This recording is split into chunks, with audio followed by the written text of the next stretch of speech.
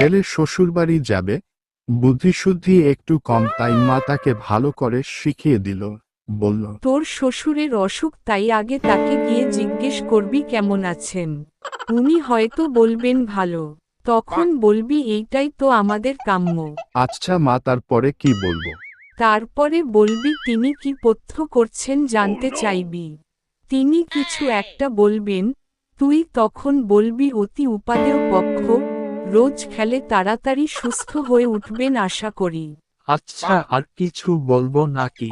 হ্যাঁ, তারপর জিজ্ঞেস করবি কোন ডাক্তার তার চিকিৎসা করছেন। ডাক্তারের নাম শুনে বলতে পারবি তো, দারুণ ডাক্তার। হ্যাঁ মা, পারবো। হুম, ঠিক আছে, তারপরে বলবি খুব তাড়াতাড়ি ভালো হয়ে যাবেন। আর সব সময় হাসিমুখ করে থাকবি, ভুল হয় না যেন। আচ্ছা মা, আমি চললাম।